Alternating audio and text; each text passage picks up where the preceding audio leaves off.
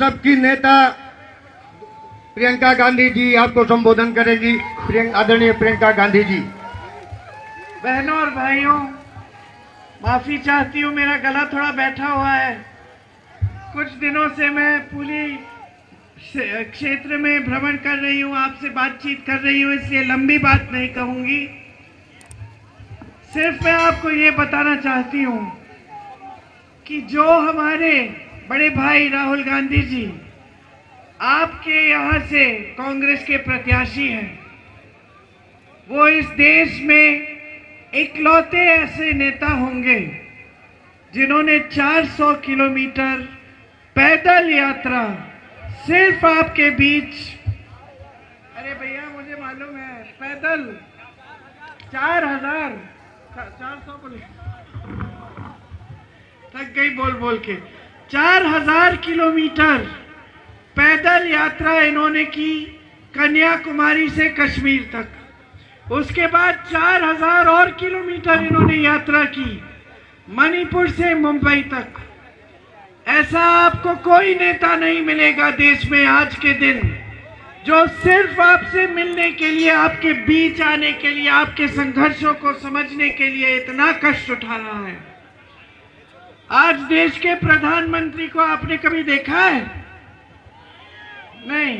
आपके यहाँ कभी आए हैं? टीवी पे देखा है? कुर्ते पे एक सलवट नहीं, एक शिकन नहीं माथे पे, साफ सुथरे हमेशा कपड़े इस्त्री हुए होते, कभी गरीबों के बीच नहीं आते, बड़े बड़े मंचों पे दिखते हैं सेठों के साथ, बड़े बड़े महलों में बड़े बड़े कार्यक्रम। और ये जो दिन रात आपके बीच आने का काम करते हैं, आपको समझने की कोशिश करते हैं और आपके संघर्षों को सुलझाने के लिए नीतियां लाते हैं। जहां जहां कांग्रेस की सरकार है वहां प्रमाण है कि जो बात हमने कही वो करके दिखाई है। इसी तरह से न्याय यात्रा को करने के बाद जब राहुल जी दिल्ली आए, उन्होंने तय किया कि हम कुछ गारंटी देंगे, न्याय देंगे जनता को, और इन गारंटियों के आधार पर नई नीतियां बनेंगी जिससे देश की सारी संपत्ति जो आज मोदी जी ने अपने बड़े बड़े खरबपतियों को दे रखी है वो वापस आपके हाथों में आएगी। तो मैं आपको ज्यादा कष्ट नहीं देना चाहती। भैया बोलेंगे, आपको संबोधित करेंगे, मैं ये जरूर कहूंगी, भाई है मेरे, सच्चा दिल है, सच्चे इंसान है, मंच पर खड़े होकर चुनाव के लिए, राजनीति के लिए, सत्ता के लिए आपको कभी गुमराह नहीं करेंगे। हमेशा सच्चाई की लड़ाई लड़ी है, न्याय की लड़ाई लड़ी है, किसी से डरे नहीं। इनको घर से निकाला गया, संसद से निकाला गया, धमकाया गया, तमाम केस डाले गए, कोई गुजरात में, कोई बिहार में पीछे नहीं हटे और कभी पीछे नहीं हटेंगे। इनमें साहस है, वीरता है, सच्चाई है। इनसे अच्छा प्रत्याशी आपको नहीं मिल सकता, इनसे अच्छा सांसद आपको नहीं मिल सकता। राहुल गांधी, राहुल गांधी। ये जो भाजपा के प्रत्याशी हैं, जिनका सुबह से शाम तक यही काम है कि किसकी जमीन छीनो, किस पे आतंक बरसाओ, किसकी मारपीट कराओ, किसको डराओ धमकाओ, किस पे फर्जी मुकदमे डालो, इनको समझा दीजिए और पूरे देश को संदेश भेजिए कि यहां से शुरुआत हो रही है। हम बदलाव चाहते हैं, हम एक नई राजनीति चाहते हैं जो सच्चाई के आधार पर सरकार चलाए, जो जनता के लिए समर्पित रहे, जनता की सेवा करे और जनता के सामने जिसके नेता झुक के आए, जिसके नेता इसलिए आए कि आपकी सेवा करना चाहते हैं, सत्ता लेने के लिए सिर्फ ना आए। तो ये नेता जो राहुल जी है मेरे बड़े भाई हैं, लेकिन ये असली नेता है जो हमेशा आपकी न्याय की लड़ाई लड़ेंगे। आप इनको विजयी बनाइए तो एक ऐसी सरकार आएगी केंद्र में जिसकी जो गारंटी है वो आपके जीवन को मजबूत बनाएंगी, आपके जीवन में तरक्की लाएंगी। जय हिंद। बहुत बहुत धन्यवाद प्रियंका गांधी जी। अब भाइयों बहनों, एक महत्वपूर्ण सूचना।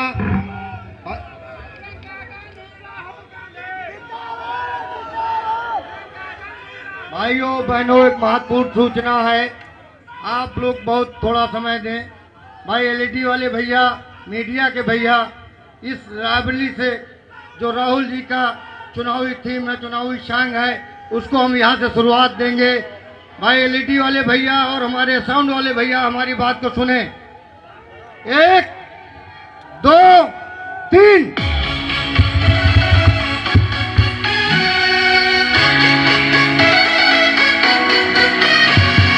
इसकी भाषा में प्रेम, इसकी धड़कनों में देश है, उसूलों का पक्का है, प्रगति का एक संदेश है। इंदिरा सावे इसमें गांधी साथे है, सत्य का सिपाही करुणा का वेग है। सभी के हक में लड़ता है, सभी को हक दिलाता है। राहुल के दिल में देश है, इंडिया से दिल का नाता है।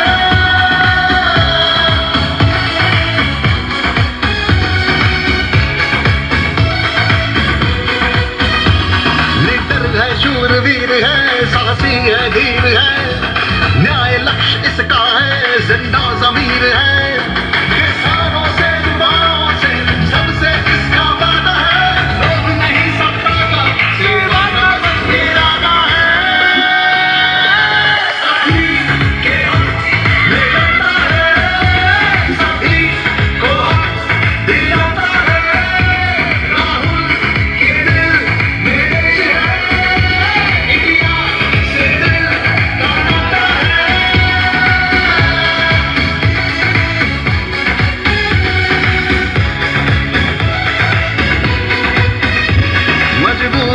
मजबूर के साथ में खड़ा है ये, कर गई भी जुल्म है तो जुल्म से लड़ा है ये। अपना संगी साथी है, साथ सभी पे चलता है, मुसलमानों की खातिर आग बन के जलता है।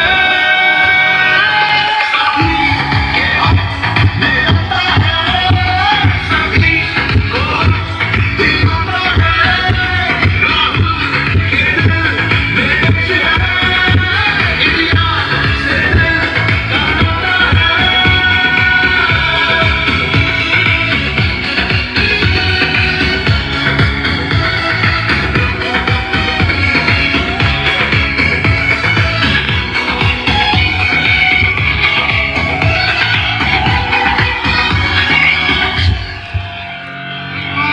अब जन नेता आदरणीय राहुल गांधी जी, अब आप लोग शांत होके अपने जनप्रिय प्रत्याशी आदरणीय राहुल गांधी जी को सुने। आदरणीय राहुल गांधी जी। प्रियंका जी, केसी वेणुगोपाल जी, अविनाश पांडे जी, भूपेश बघेल जी, विक्रम सिंह जी, राहुल लोधी जी, वीरेंद्र यादव जी, परमिंदर पाल गुलाटी जी, अजीत सिंह जी, स्टेज पे वरिष्ठ नेता, कांग्रेस के हमारे सब कार्यकर्ता, बब्बर शेर, टाइगर, मूड आपने बना दिया आज मेरा। राहुल गांधी, राहुल गांधी, राहुल गांधी। और गाना भी बहुत अच्छा है, और रायबरेली के लोग डांस भी बड़ा बढ़िया करते हैं।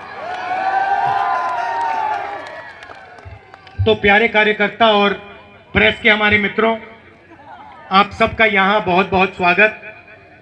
और जो युवा यहाँ दिख रहे हैं, बच्चे जो दिख रहे हैं, आपका भी यहाँ स्वागत, नमस्कार। गर्मी में आप आए, मेरी बात सुनने आए, इसके लिए दिल से आपका धन्यवाद करता हूँ। देखिए, रायबरेली का और मेरे परिवार का शायद हिंदुस्तान में सबसे पुराना रिश्ता है। शायद ऐसा कोई और परिवार नहीं है जिसका 100 साल का रिश्ता जैसे हमारा है। यहां पहले जवाहरलाल नेहरू मेरे परदादा आए थे, किसानों का आंदोलन हुआ, किसानों पर गोली चली थी, और मैं कह सकता हूं कि जवाहरलाल नेहरू को राजनीति करनी रायबरेली के किसानों ने, रायबरेली के लोगों ने सिखाया था। और ये छोटी बात नहीं है, क्योंकि जिस व्यक्ति को रायबरेली ने राजनीति सिखाई वो देश के प्रधानमंत्री बने और उन्होंने देश की नींव रखी थी। तो एक प्रकार से रायबरेली ने हिंदुस्तान का जो राजनीतिक फाउंडेशन है, जो नींव है, रायबरेली के किसानों ने, रायबरेली के मजदूरों ने, रायबरेली के युवाओं ने रखा था। उसके बाद यहां इंदिरा गांधी जी आई, बैंक नेशनलाइजेशन हुआ, हरी क्रांति हुई, उसमें भी आपकी देन थी। और फिर सोनिया गांधी जी आई और अब मैं यहां आया हूं।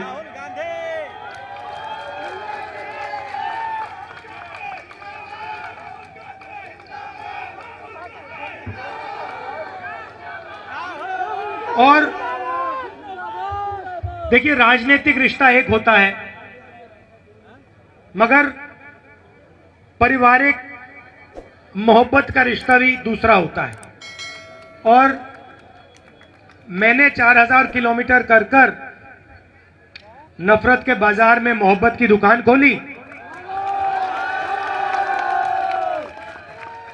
और मोहब्बत की दुकान छोड़ो, आपने यहां मोहब्बत का मॉल खोल दिया है, सुपरमार्केट खोल दी। तो मुझे बहुत अच्छा लग रहा है कि मैं आपकी सेवा के लिए यहां आया हूं। आपके दिल में जो है, आपके जो सपने हैं, उनके लिए आपके साथ लड़ने आया हूं, और आपने इतने प्यार से, मोहब्बत से मेरा स्वागत किया है, तो इसका धन्यवाद करता हूं आपसे। देखिए, रायबरेली में हमने काफी काम किया। मीडिया के दोस्त, मैंने मीडिया को दोस्त कहा, 2-3 यहां हैं, हमारे मीडिया के मित्र हैं, मुस्कुरा रहे हैं, चेहरे दिख रहे हैं। मगर सच बताऊं तो ये हमारे दोस्त नहीं है, आपके दोस्त नहीं है, किसानों के दोस्त नहीं है, अदानी के दोस्त हैं।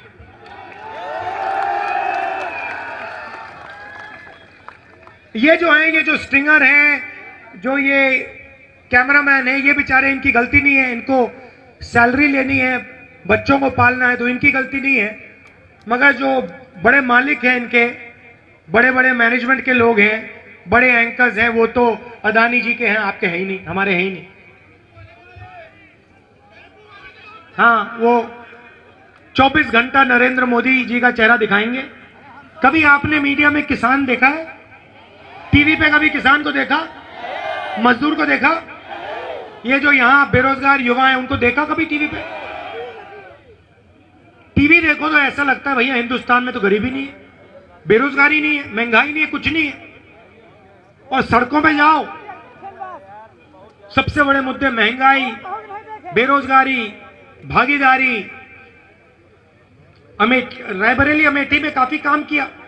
रायबरेली में डिस्ट्रिक्ट हॉस्पिटल बनाया, लालगंज रेल कोच फैक्ट्री दी, NTPC thermal power station, AIIMS जिसको बीजेपी ने बंद कर रखा है, स्टॉल कर रखा है, स्पाइस पार्क जो बीजेपी ने बनने नहीं दिया, Sharda canal, Ganga bridge, Rajiv Gandhi institute of petroleum technology, Rashtriya Udan academy, NIFT, footwear design development institute. और जब यूपीए की सरकार थी, अमेठी और रायबरेली में हाईवे के जाल बिछा दिए थे हमने। अमेठी को, रायबरेली को बाकी हिंदुस्तान से जोड़ा, और पूरे रायबरेली अमेठी का जबरदस्त फायदा हुआ। मगर मीडिया वाले ये बात नहीं कहेंगे। मीडिया वाले आपको अदानी अंबानी की शादी दिखाएंगे। देखिए आपने अंबानी की शादी देखिए, 10 करोड़ रुपए की घड़ी, करोड़ों रुपए के लहंगे, दुनिया के सारे फिल्म स्टार, नाच गाना डांस, रायबरेली वाला डांस नहीं, हाँ वो पैसे से खरीदा वाला डांस। बात सही की आपने। तो मीडिया वाले नरेंद्र मोदी का चेहरा, अदानी का चेहरा, अंबानी का चेहरा। अब आप पूछोगे भाई ये हो क्या रहा है। मैं आपको बताता हूं, अदानी का, अंबानी का, ऐसे 20 अरबपतियों का नरेंद्र मोदी जी ने 16 लाख करोड़ रुपया कर्जा माफ किया है। आप जानते हो 16 लाख करोड़ रुपए कितना होता है? कोई नहीं जानता, आम आदमी नहीं जान सकता। मैं बता देता हूं आपको। अगर आप 24 साल का मनरेगा का पैसा इकट्ठा करो, वो 16 लाख करोड़ रुपए है। नरेंद्र मोदी जी ने 24 साल का मनरेगा का पैसा 22 लोगों को दिया है। हालत यह है कि 22 लोगों के पास उतना धन है जितना 70 करोड़ हिंदुस्तानियों के हाथ में है। स्टेज पे यहां पे 22 लोग बैठे हैं। हिंदुस्तान में 22 लोग हैं जो हिंदुस्तान के 70 करोड़ लोगों जितना धन रखते हैं, और उनका कर्जा माफ हो रहा है। वो टीवी चलाते हैं, वो नरेंद्र मोदी जी को टीवी पे लाते हैं।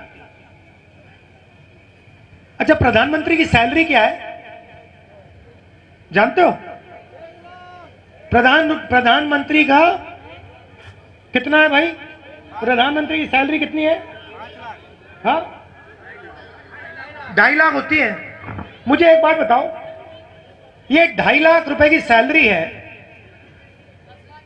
तो ये हर रोज लाख रुपए का सूट कैसे पहनता है? ये दिन में 3 बार सूट बदलते हैं। एक सूट की कीमत 50,000, 60,000, 70,000, 1 लाख रुपए। दिन में 3 पहनते हैं, महीने में 90 हो गए, 1.5 लाख रुपए की सैलरी है। तो ये इनके लिए सूट कौन खरीद रहा है? बूट कौन खरीद रहा है? कहां से आ रहा है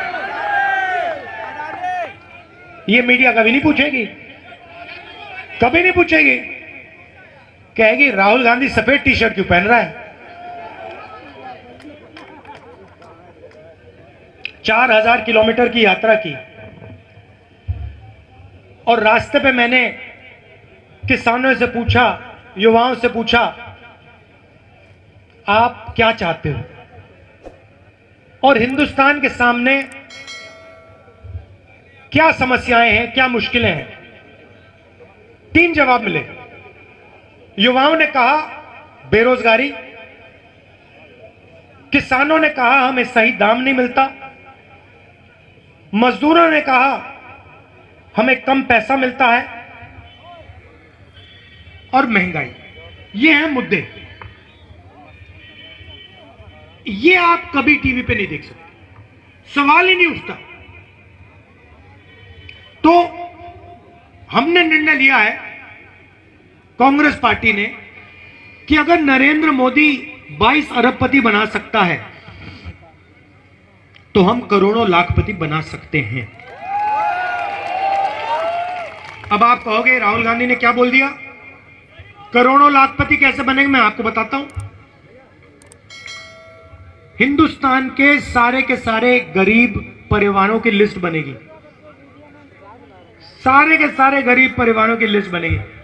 भाई आप गरीब हो, आपका नाम क्या है? हाँ, आलोक कुमार। आलोक कुमार का नाम और उसके परिवार के सब सदस्यों का नाम उस लिस्ट में जाएगा। करोड़ों नाम होंगे। हर परिवार में से एक महिला चुनी जाएगी, और उस महिला के बैंक अकाउंट में साल के 10,000 नहीं, 20-30 हजार नहीं, 50, 70, 80 हजार नहीं, 90 हजार नहीं, 1 लाख रुपए बैंक अकाउंट में जाएंगे।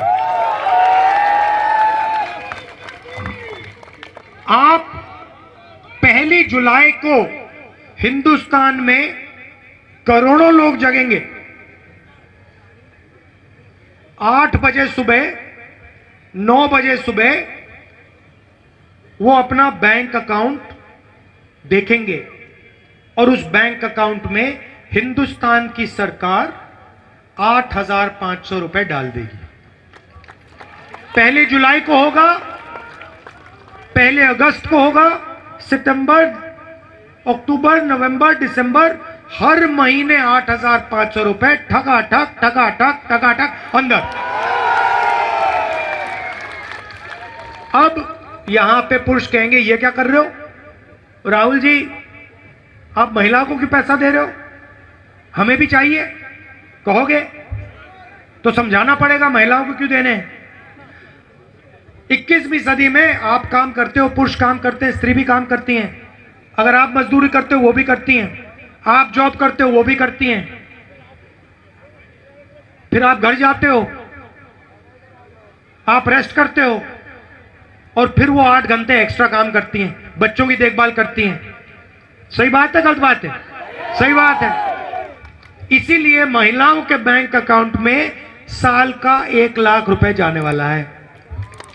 मगर मैं यूपी और हिंदुस्तान के पुरुषों को भी जानता हूं।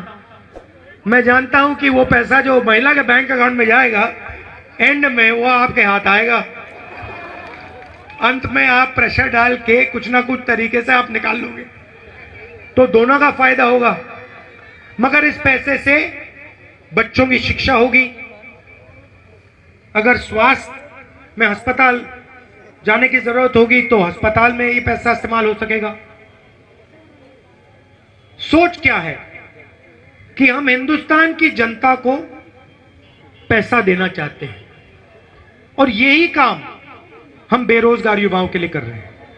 एक तरफ महिलाओं को 1 लाख रुपए, करोड़ों महिलाओं को, परिवार, गरीब परिवारों को, और दूसरी तरफ जो बेरोजगार युवा हैं, बेरोजगार वालों, यस। अच्छा भाई एक काम करो, नरेंद्र मोदी वाले जो नोटबंदी वाले बेरोजगार किए, हाथ दिखाओ जरा। ये आपने नरेंद्र मोदी जी को धन्यवाद किया कि उन्होंने आपको बेरोजगार बनाया? थैंक यू बोला? अदानी को धन्यवाद किया? कोविड आया, अस्पताल के सामने लोग मर रहे थे, वेंटिलेटर नहीं था, ऑक्सीजन नहीं था, और देश के प्रधानमंत्री कहते हैं भाइयों और बहनों थाली बजाओ, थाली बजाओ, थाली बजाओ। और मीडिया वाले कह रहे हैं ओ देखो भैया क्या प्रधानमंत्री है, क्या बात बोली, थाली बजाओ यार, थाली बजाओ। मजा आ गया, मजा आ गया। उधर सब लोग थाली बजा रहे हैं, एक दूसरे से बात कर रहे हैं, मिल रहे हैं, कोविड धड़ाधड़ धड़ाधड़ धड़ाधड़ फैल रहा है, लोग मर रहे हैं। उसके बाद कहते हैं भैया थाली नहीं चली, चलो भाई मोबाइल फोन की लाइट जलाओ यार, मोबाइल फोन की लाइट जलाओ। और फिर बेरोजगार युवाओं से कहते हैं भाई और बहनों ऐसे करो, नाली में पाइप डालो, नाली में पाइप डालो, नाली में से गैस निकलेगी, उस गैस को जलाओ और पकौड़े बनाओ। वाह। और पूरी मीडिया ने ताली बजाई भैया, ये देखो प्रधानमंत्री ने क्या बोला हुआ, गैस आएगी नाले में से, नाले में से गैस, गैस जलाओ, पकौड़े बनेंगे। Master stroke, master stroke. तो अब जिनको नरेंद्र मोदी ने बेरोजगार किया, मैं आपसे 2-3 चीजें कहना चाहता हूं। पहला काम, 30 लाख सरकारी नौकरियां हैं, हमने चेक किया है, 30 लाख सरकारी नौकरियां हैं। 15 अगस्त तक वो 30 लाख नौकरियां आपके हवाले हो जाएंगी। आप लोग पेपर करते हो, पेपर लीक होता है, ईमानदार लोग पढ़ते हैं, बेईमान लोग पेपर खरीद के फर्स्ट आ जाते हैं। जैसे ही हमारी सरकार आएगी, नया कानून बनेगा, पेपर लीक वाले सीधे जेल में जाएंगे। और ये जो फैशन बना रखा है कि प्राइवेट कंपनियां पेपर चेक करती हैं, पास फेल करवाती हैं, ये सब बंद हो जाएगा।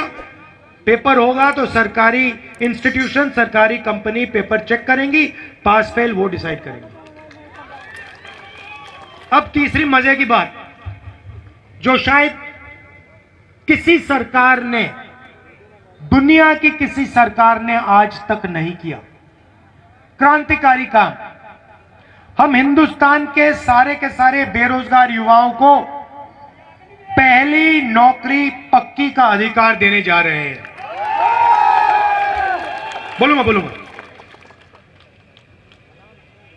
कॉलेज, यूनिवर्सिटी, डिप्लोमा होल्डर्स को एक अधिकार मिलेगा, अप्रेंटिसशिप का अधिकार। 1 साल की नौकरी मिलेगी गारंटी, बेहतरीन ट्रेनिंग मिलेगी, साल का 1 लाख रुपया, महीने का 8,500 रुपए बैंक अकाउंट में टकाटक। अब होगा क्या? महिलाओं को, गरीब परिवारों को हमने पैसा दिया, बेरोजगार युवाओं को हमने पैसा दिया, उनकी ट्रेनिंग हमने करा दी। ये नौकरी पब्लिक सेक्टर, प्राइवेट सेक्टर, अस्पतालों में, सरकारी अस्पतालों में, कॉलेजेस, यूनिवर्सिटीज में मिलेगी, सरकारी ऑफिसेज में मिलेगी। अब हमने गरीबों के जेब में पैसा डाल दिया, बेरोजगार युवाओं के जेब में पैसा डाल दिया, उनको ट्रेनिंग दे दी। नरेंद्र मोदी ने अरबपतियों के जेब में पैसा डाला, उस पैसे से उन्होंने क्या किया?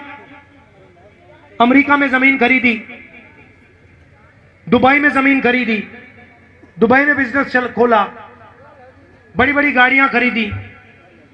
मगर जब हम गरीबों को पैसा देंगे, आप क्या करोगे? आप शर्ट खरीदोगे, पैंट खरीदोगे, जूता खरीदोगे, स्कूटर खरीदोगे, ठीक है? जैसे ही आप ये माल खरीदना शुरू करोगे, वैसे ही हिंदुस्तान की सारी बंद फैक्ट्रियां खुल जाएंगी, शुरू हो जाएंगी, काम करना शुरू कर जाएंगे। आपके जेब में पैसा जाएगा, आप माल खरीदोगे, आप शर्ट खरीदोगे, पैंट खरीदोगे, फैक्ट्रियां चालू हो जाएंगी, फैक्ट्रियों में आपको रोजगार मिलेगा, आपको रोजगार मिलेगा और पैसा आएगा, और माल खरीदोगे और फैक्ट्रियां खुलेंगी, और पहली बार 10 साल में पहली बार मेड इन इंडिया सचमुच में मेड इन चाइना का मुकाबला करेगा। मैं चाहता हूं कि ये देखो, ये फोन है, इस फोन के पीछे और ऐसे लाखों फोन के पीछे मेड इन चाइना लिखा हुआ है, राइट? हमारा सपना था, आईटीआई का सपना था कि हम यहां पे मेड इन इंडिया लिखें फोन के पीछे। यही सपना मैं पूरा करना चाहता हूं। इस फोन के पीछे made in India, made in Raebareli, made in Amethi, made in Uttar Pradesh, और इसका पहला कदम अप्रेंटिसशिप का अधिकार, पहली नौकरी पक्की, बैंक अकाउंट में 1 लाख रुपए और बेहतरीन ट्रेनिंग। अब यहां पे किसान होंगे, वो कह रहे होंगे कि भाई राहुल गांधी ने महिलाओं की बात कर दी, युवाओं की बात कर दी, हमारी बात नहीं की। सबसे पहले ये जो अधिकार है पहली नौकरी का, ये आपके बेटे को भी जाएगा, बच्चियों को भी जाएगा। जो गरीब परिवारों को पैसा मिल रहा है, उससे आपको भी फायदा होगा। मगर आप हिंदुस्तान की रीढ़ की हड्डी हो, इसलिए स्पेशल काम आपके लिए करना पड़ेगा, किसानों के लिए। अब भारत जोड़ो यात्रा में किसानों ने मुझे 2 बात बोली। पहली बात कही कि देखिए राहुल जी, हम कुछ भी मार्केट में खरीदते हैं कम से कम दाम का होता है, चिप्स पैकेट का दाम लिखा होता है, मगर जब हम अपना माल बेचते हैं हमें सही दाम नहीं मिलता। इसलिए पहला काम हम हिंदुस्तान के किसान के लिए कर रहे हैं, कानूनी मिनिमम सपोर्ट प्राइस, जिससे हिंदुस्तान के सारे किसानों को धान के लिए, गेहूं के लिए, शुगर केन के लिए, आलू के लिए कम से कम दाम सरकार दिलवाएगी। और दूसरा काम, अरबपतियों का नरेंद्र मोदी ने कर्जा माफ किया, किसानों का हम कर रहे हैं। मीडिया वाले जो लिखना है लिख लो, जो लिखना है लिख लो। हमने मनरेगा किया था, इन्होंने कहा मजदूरों की आदत बिगाड़ रहे हैं। हमने किसानों का कर्जा माफ किया था, ये कहते हैं किसानों की आदत बिगाड़ने हैं। नरेंद्र मोदी अदानी को लाखों करोड़ रुपए कर्जा माफ करके देता है, ये कहते हैं विकास हो रहा है। देखो देखो विकास हो रहा है। अरबपतियों को फायदा होता है, विकास कहते हैं उसको। किसानों को फायदा करते हैं, मजदूरों को फायदा करते हैं, बेरोजगार युवाओं को फायदा होता है, कहते हैं देखो आदत बिगाड़ रहे हैं। तो जो लिखना है लिखो। आप अदानी के हो, आप हमारे नहीं हो, किसान के नहीं हो, मजदूर के नहीं हो, आप अरबपतियों के हो। हमें जो करना हम करने जा रहे हैं। सही बात रही मजदूरों की, आशा और आंगनवाड़ी में जो महिलाएं काम करती हैं उनकी आज 250 रुपए मिलता है मनरेगा के लिए। जून 4 के बाद 400 रुपए हो जाएगा। और आंगनवाड़ी और आशा महिलाओं की आमदनी जून 4 के बाद दुगनी हो जाएगी। तो ये मैं आपसे कहना चाहता था। देखिए, आपने आज इतने प्यार से मेरा स्वागत किया, मोहब्बत से, दिल से, आपने दिल खोल के स्वागत किया, पारिवारिक स्वागत किया। जैसे घर में मेरी बहन मेरा स्वागत करती है या मेरी मां मेरी स्वागत करती है, वैसा स्वागत आपने किया है। और यहां पे मैं विपक्ष के बारे में कुछ कहना नहीं चाहता हूं, मगर एक बात जरूर कहूंगा, आपको किसी से डरने की जरूरत नहीं है। ये रायबरेली है, ये अंग्रेजों से नहीं डरे, यहां के लोग अंग्रेजों से नहीं डरे। ड्राइवरों की बात करता हूं, अभी बताता हूं। आपने बोला मैनिफेस्टो में हमने लिखा हुआ है, अभी बताता हूं। तो आपको किसी से डरना नहीं है। आपने अंग्रेजों को हराया है, आपने देश को रास्ता दिखाया है, और आने वाले समय में आप उत्तर प्रदेश और देश को रास्ता दिखाने जा रहे हो। मैं बता रहा हूं आपको। तो आपको किसी से डरना नहीं है, गुंडों से डरना नहीं है, दबना नहीं है, और ध्यान नहीं भटकना आपका।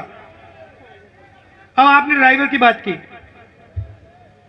आजकल ये जो उबर के ड्राइवर हैं, ओला के ड्राइवर हैं, ये जो गिग वर्कर्स हैं, ये 21वीं सदी के बंधुआ मजदूर हैं। नया सिस्टम बनाया है, इनको कभी भी निकाला जा सकता है, इनको कम से कम पैसा मिलता है, इनको कोई पेंशन नहीं मिलती, कोई सोशल सिक्योरिटी नहीं मिलती। हम कानून ला रहे हैं कि हिंदुस्तान के सारे उबर ड्राइवर, ओला ड्राइवर जो गिग वर्कर का काम करते हैं, डिलीवरी का काम करते हैं, उन्हें ये जो बड़ी कंपनीज हैं, उन्हें ये कंपनीज पेंशन देंगी। हर ट्रांजैक्शन में से थोड़ा सा पैसा इनके लिए काटा जाएगा और इनके भविष्य के लिए रखा जाएगा। और इनको पहली बार, दुनिया में शायद पहली बार, उबर ओला के ड्राइवर्स को जो डिलीवरी करते हैं, उनको हम पेंशन देने जा रहे हैं। अच्छा, आखिरी बात आपने कही थी, जो शायद सबसे जरूरी बात है, अग्निवीर। रायबरेली के युवा 5 बजे सुबह, मुझे याद है, अमेठी आता था, रायबरेली आता था, सड़कों पे ये लड़के 5 बजे सुबह रनिंग करते थे, 4 बजे रनिंग करते थे, पुशअप करते थे, पुलअप करते थे, वेट ट्रेनिंग करते थे। क्यों? क्योंकि इनमें देशभक्ति की भावना थी, इनके दिल के अंदर एक आग थी, देशभक्ति की आग थी, और ये बॉर्डर पे जाकर देश की रक्षा करना चाहते थे। अब नरेंद्र मोदी ने 2 तरीके के जवान बना दिए। एक जो गरीबों का बेटा होगा, दलितों का, आदिवासियों का, पिछड़ों का, गरीब जनरल कास्ट परिवारों का बेटा होगा, माइनॉरिटी का बेटा होगा। और दूसरा जो अमीर घर का बेटा होगा। जो गरीब घर का बेटा है, उसे उन्होंने एक नया नाम दिया है, अग्निवीर। और उससे ये कह रहे हैं कि देखो, अगर तुम शहीद होगे तो तुम्हें शहीद का दर्जा नहीं मिलने वाला है। क्यों? क्योंकि तुम अग्निवीर हो और तुम्हारा परिवार गरीब है। तुम्हें पेंशन भी नहीं मिलेगी, तुम्हें कैंटीन की सुविधा भी नहीं मिलेगी। अगर तुम शहीद हुए, तुम्हारी परिवार की, हिंदुस्तान की सरकार तुम्हारे परिवार की रक्षा नहीं करेगी। मगर अगर आप अग्निवीर नहीं हो, अगर आप सीनियर अफसर हो, या 4 में से आप एक हो, कैसे चुना जाएगा आप सबको मालूम है? मालूम है ना कैसे चुना जाएगा? हाँ, अगर आप वो हो तो आपको पेंशन मिलेगी, शहीद का दर्जा मिलेगा, मेडल मिलेंगे, कैंटीन मिलेगी, और सरकार अंतिम क्षण तक आपके और आपके परिवार की रक्षा करेगी। मतलब सेना के अंदर इन लोगों ने 2 हिंदुस्तान, 2 तरीके के शहीद बना दिए। अभी हम ये मोदी ने क्यों किया? सबसे पहले आपको बताना चाहता हूं, हिंदुस्तान की सेना अग्निवीर के खिलाफ है। हिंदुस्तान की सेना अग्निवीर नहीं चाहती है। नरेंद्र मोदी और नरेंद्र मोदी के ऑफिस ने देश पर अग्निवीर योजना थोपी है। क्यों? क्योंकि नरेंद्र मोदी चाहते हैं कि जो पैसा जवानों के पेंशन में जाता है, जवानों की कैंटीन में जाता है, वो पैसा अदानी को डिफेंस कॉन्ट्रैक्ट के माध्यम से मिल जाए। यह सच्चाई है। आप पूछ लीजिए उनसे, ऐसी मीटिंग में कभी हाथ उठा के पूछे, मोदी जी एक बात बताइए, आपने अग्निवीर योजना बनाई, गरीबों से पैसा छीना, डिफेंस का बजट बढ़ता जा रहा है, आप जवान से पैसा छीन रहे हो, पैसा कहां जा रहा है? चुप हो जाएंगे। पैसा सीधा अदानी अंबानी की जेब में जा रहा है, अरबपतियों की जेब में जा रहा है। तो अग्निवीर योजना को हम खत्म कर देंगे और जैसे पहले था वैसे कर देंगे।